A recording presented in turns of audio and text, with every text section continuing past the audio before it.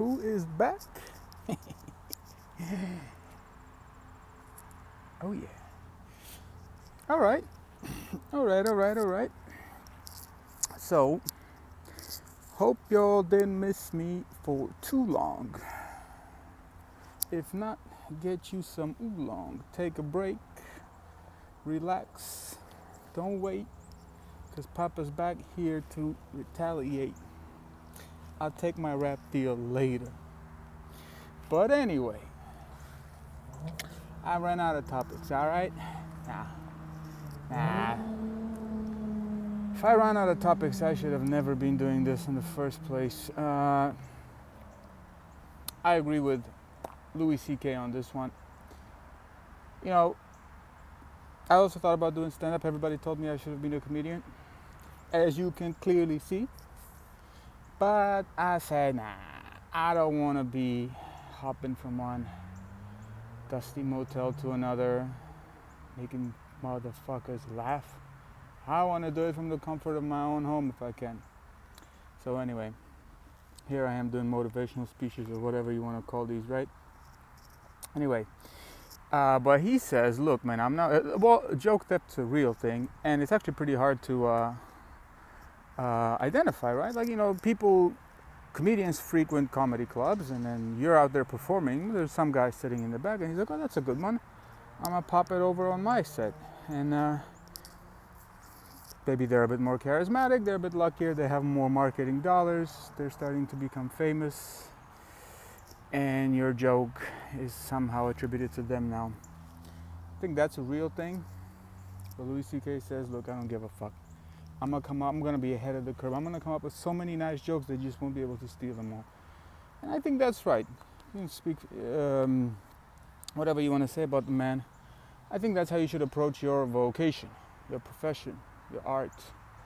You have to be so into it that, like, you don't feel like you're gonna burn out with, like, after a couple of good ideas. A couple of good ideas, you are not gonna go anywhere with those things, because a real test of anything is persistence and is endurance. It's a marathon, it's not a sprint. For the most part, and even in a sprint, you still have to last a certain amount of time. 1 or 2 steps ain't gonna cut it, even if they're really big ones. So there's always something nice to talk about. There's always something to discover. There is always something to debate. I really hope I don't end up, not anytime soon, maybe later when I'm damn old and I have Alzheimer's or something like that, and I can't put 2 ideas together. Maybe then I'll know rest. But for now, I really discourage anybody from embracing that attitude. I've seen it. It's pretty common. People will be like, oh no, I'm too tired to think about this. Oh, I've already done that. So what? Do something else. This is not the end of the line. Yeah, you know what? Hell, the end of the line is just the beginning of another one. Well, what can I talk about? I had a couple of ideas swirling in my head recently. I made a little offshoot video at home, but I don't think I'm going to publish that one. But it was kind of a lengthy one. I wanted to make it short, and I ended up making it big. And then I said, I'm probably going to have to redo it. So I don't want to waste it here now. But I'll discuss something else, like the idea of freedom. I think it's very near and dear to a lot of Americans. I think Canadians appreciate it too. I'm from Georgia. We're big about that stuff too. Don't want to be under anyone's yoke, no Russian government, American or anyone else, although people kind of accuse us, oh, you guys are too tight with the Americans. Heck, whatever. At least they pay up, I guess, or whatever. All right, relax. So freedom, I think Americans especially, because they really have an ample amount of that stuff, you guys get it twisted a little bit. And because you have such a free market and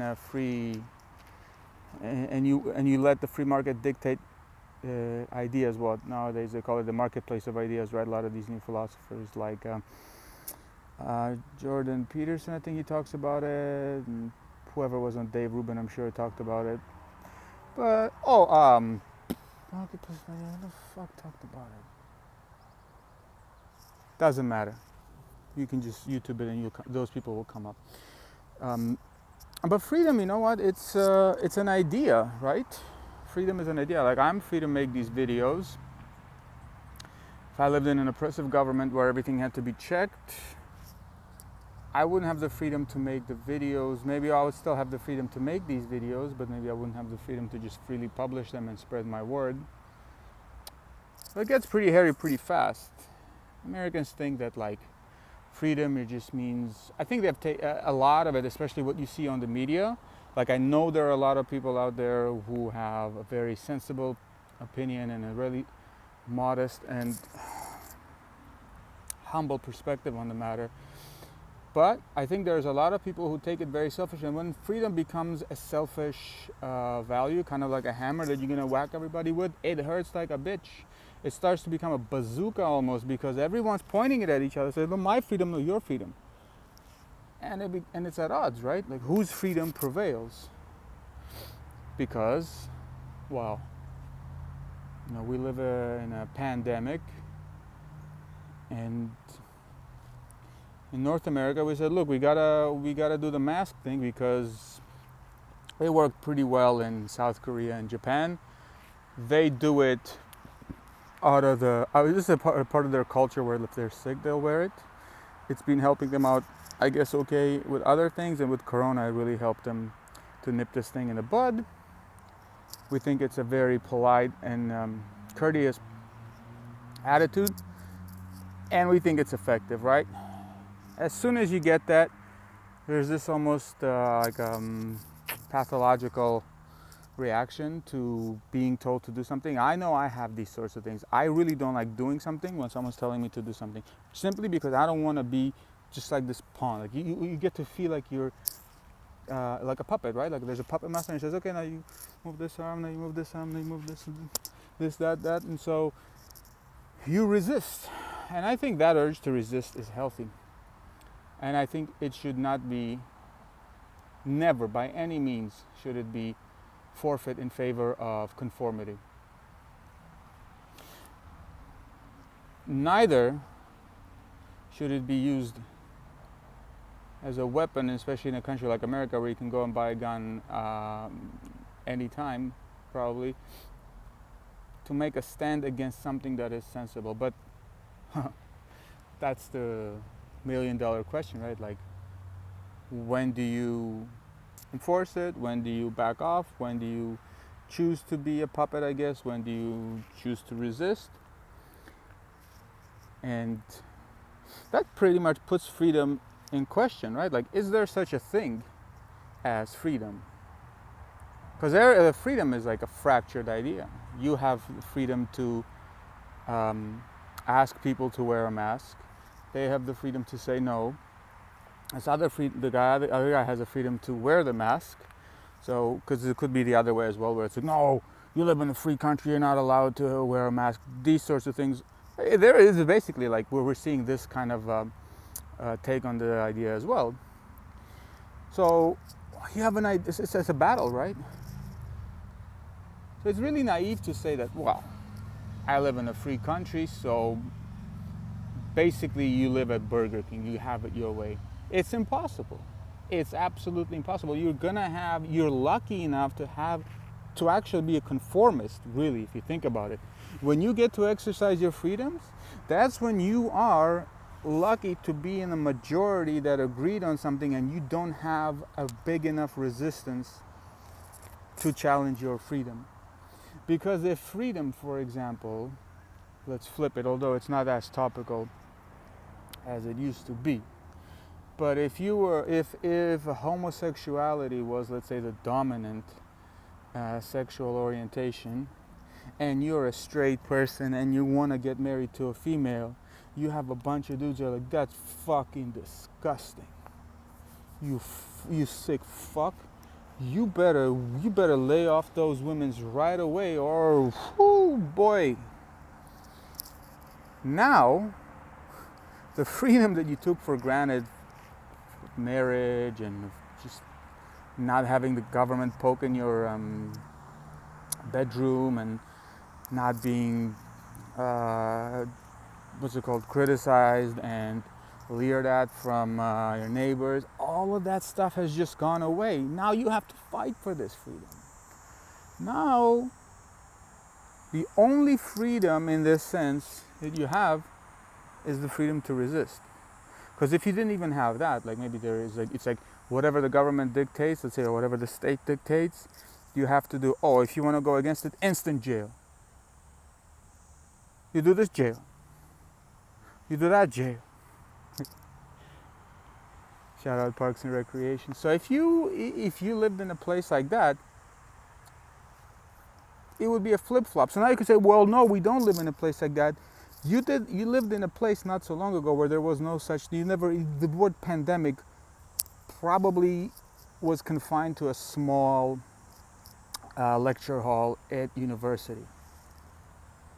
It wasn't something that every second person on the street discussed and every news anchor uttered. But now you have that, and now your freedom is in question. The same, it's like you didn't lose really anything. You have the same freedom.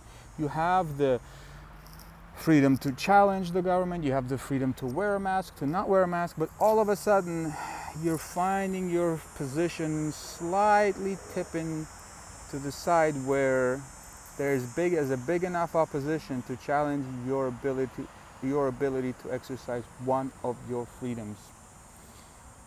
So it's no longer easy. So it's no longer for granted. So your freedom is no longer free. That's interesting.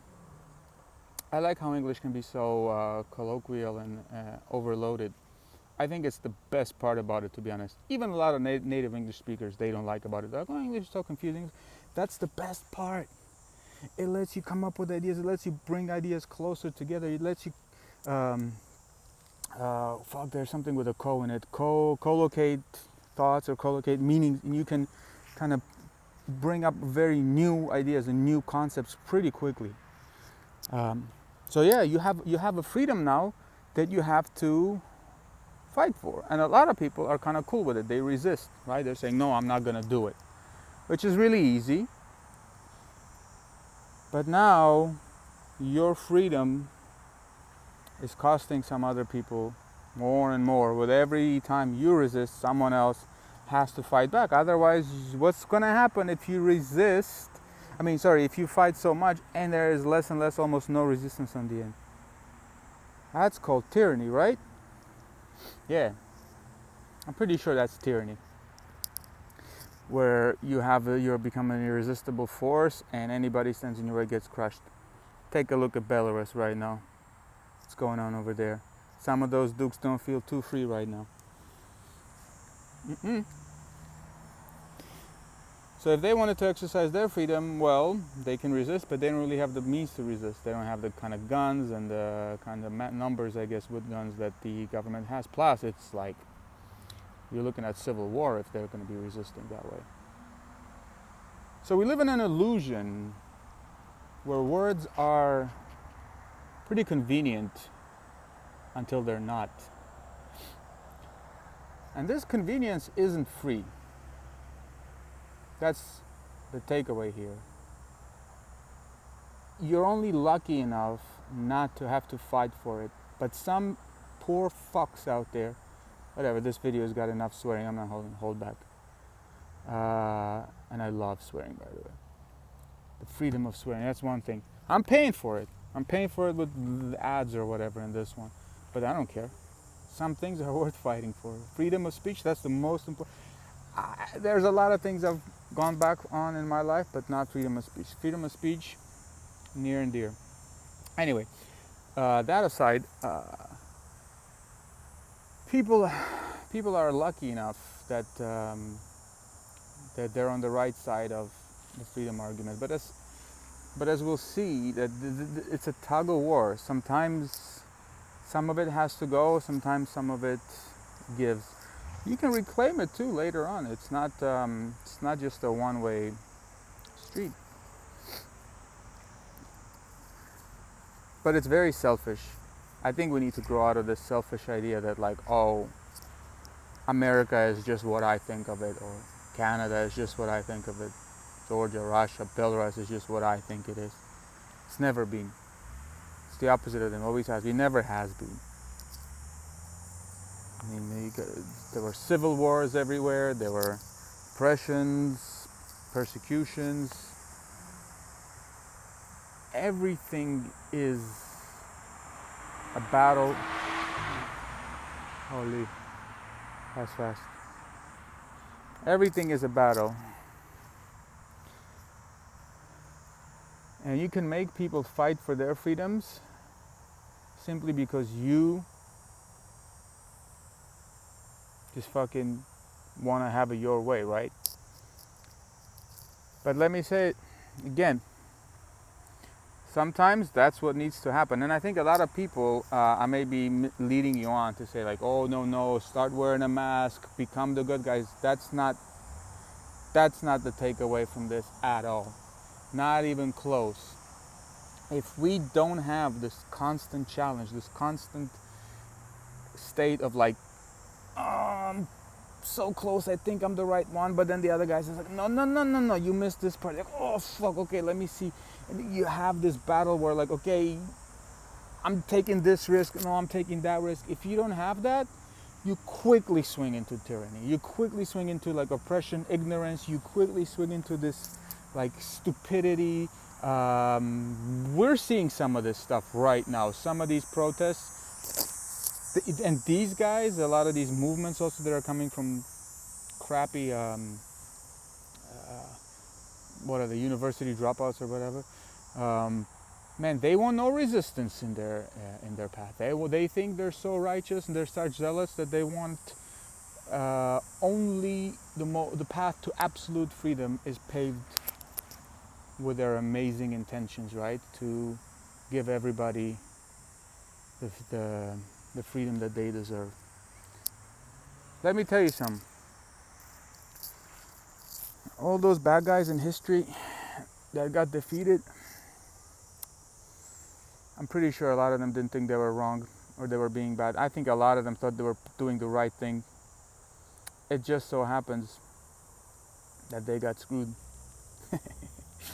And they weren't the smartest sometimes, and they weren't the most well-equipped or the luckiest. Some of them got greedy. Hitler could have had it, but he got way too greedy.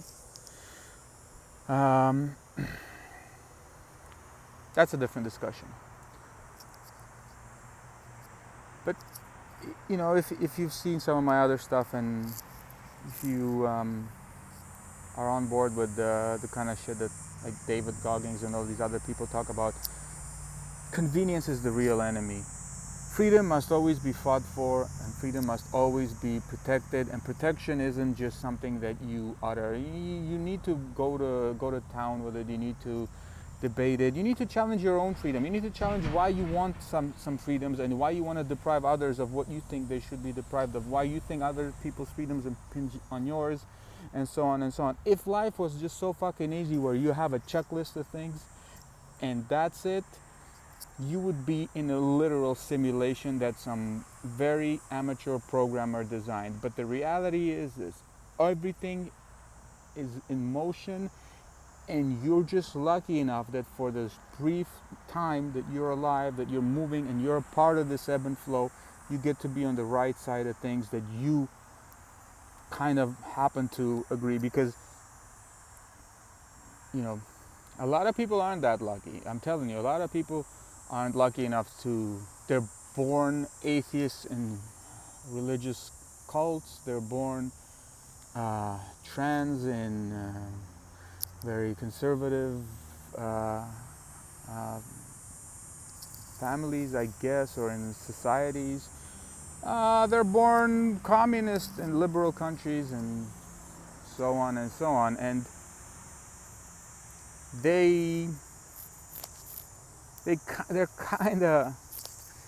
kind of screwed.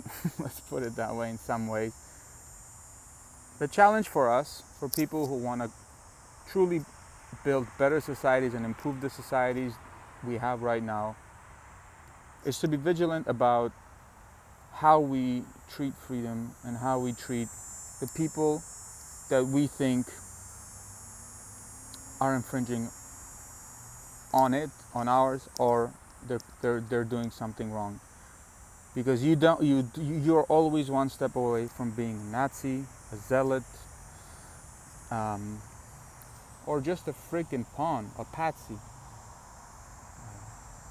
Be prepared. Be prepared to be uncertain.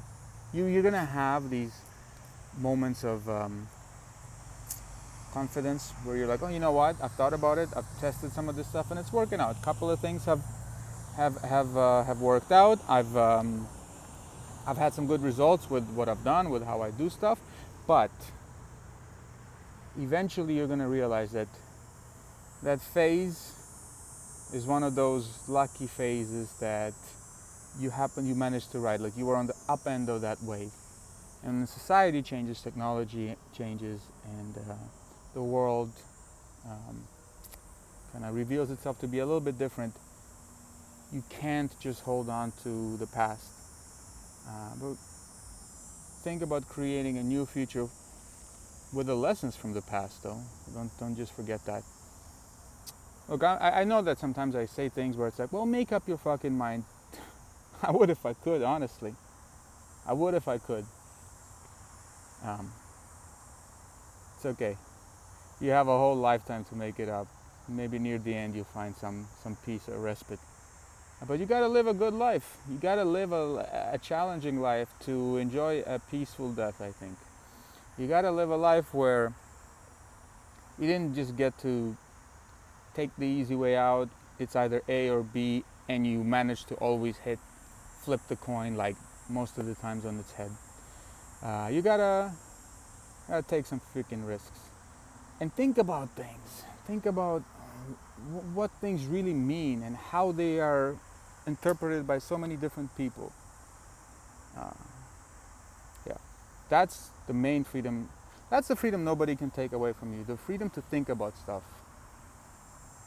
The society or the economy might demand a bit more time from you and you have less to think about, but you can always think about something. You can always challenge yourself, your ideas, your values, and if there's anything I can make up my mind on, I think that would be it for now.